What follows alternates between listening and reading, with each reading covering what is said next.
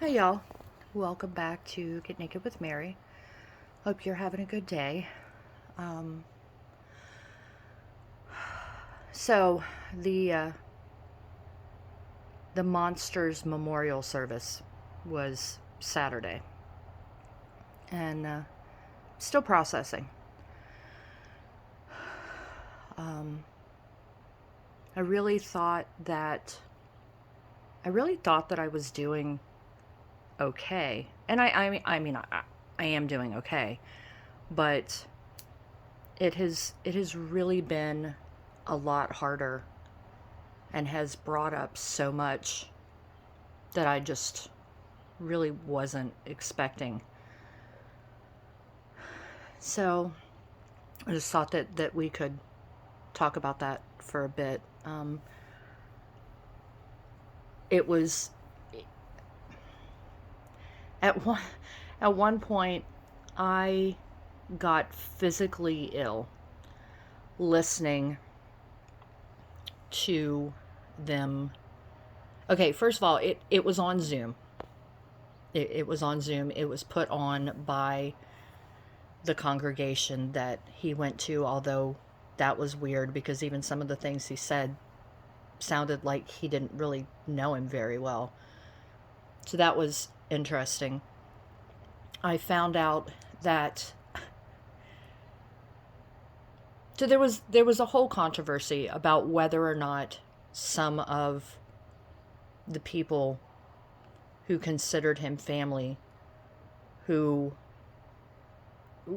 I don't who were part of his family. I'm using air quotes. I know you can't see that, but whether or not they should be included in the obituary or recognized in any way.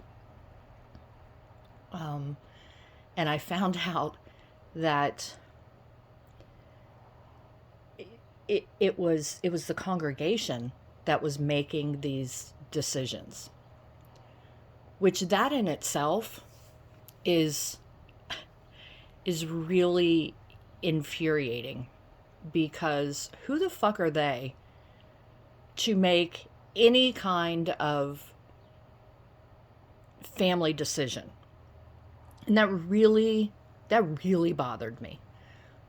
Because of course those of us who they didn't deem good enough were not really included. And that this is the two-edged sword here because it doesn't I don't care. I don't care that I wasn't in, that's not an issue. I wrote him off. Well, I mean they wrote me off, but I mean I hadn't had anything to do with him in a long time, and yes, I had over the last couple years tried repeatedly to call him for selfish gain. I found out I was adopted a few years ago. He was involved. I wanted information on that. I wasn't calling to chit chat. That's a whole other subject. But to listen to these people talk about him and sing his praises and what a good man he was and how much good he did for the community and all of these things while refusing to even acknowledge the people that he abused really pissed me off. Like I mean I know that it was a memorial, and I know that's not generally where you discuss the horrible things that he had done, but it just seems so hypocritical for them to talk about what a good man he was and how now he was asleep in death and how he was so mighty because he had lived so long, and all the people that he helped and how great he was with his family and all of these things. And it literally, like I said, it literally made me physically ill. And I know my family even was like, well, why did you go?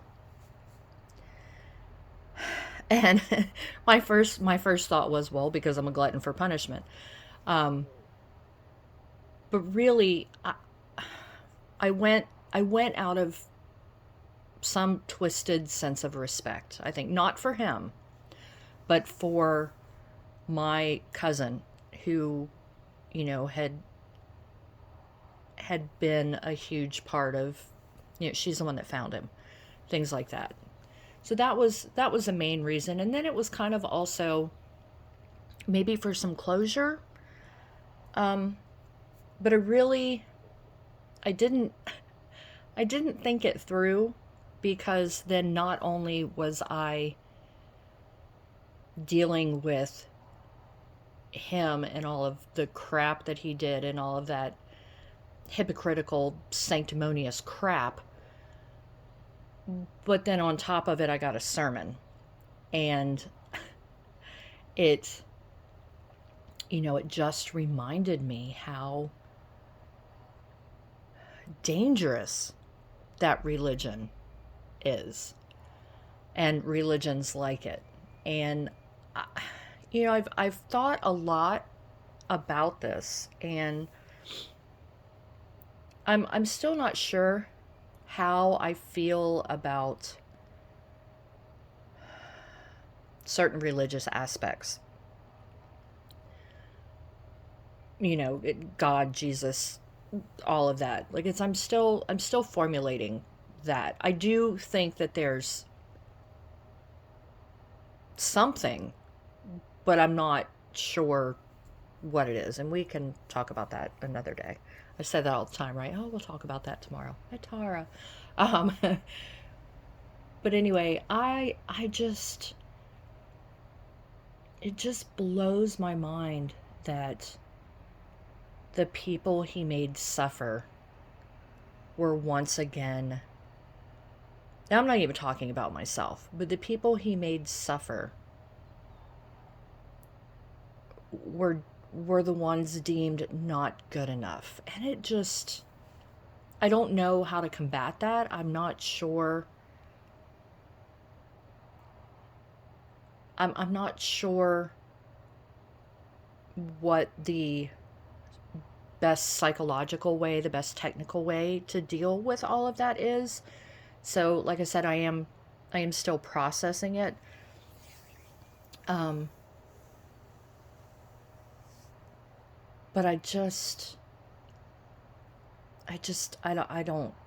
understand. I don't get it. And I'm not gonna lie, like, I'm struggling. I'm struggling a little with the anger, with the disappointment, with the sadness, with the aspects of abuse that are coming back up. Like, it's a lot. It's a lot. And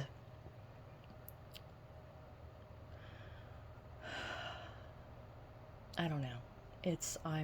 I feel like I should be offering words of wisdom here, but truthfully, I'm not there yet.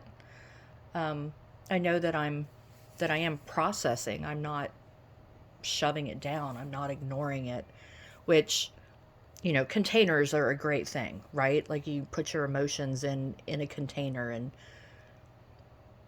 willingly put them in this container, and you know that they're there, and then you pull them out as you can deal with them. Mine is a genie bottle, by the way, just so you know, but we talk about that later. Because I feel like my shit's been through enough, so it needs some comfortable place to rest now that I've acknowledged it. And especially the inner child, my 11-year-old self, my 8-year-old self, deserves somewhere comfortable. So, I picked a genie bottle, and yeah. Anyway, gotta have some levity, right? But yeah, so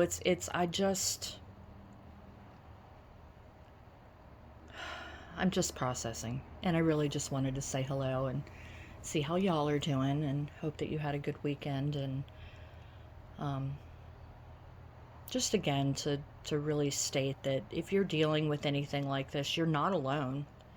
Uh, Unfortunately, there are tons and tons of us in this club, and yeah, So I hope that you're doing well. And thanks again for everyone who reaches out. Um, Thank you for those who have found me on Instagram or those from Instagram that have found me on YouTube. Um,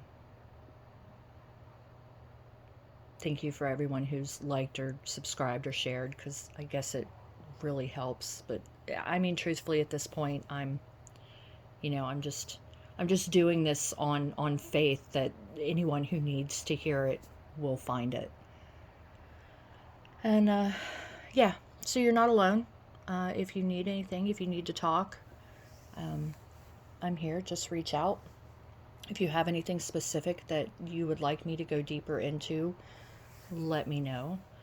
But again, thanks for joining me here on Get Naked with Mary, and I hope that you have a great day.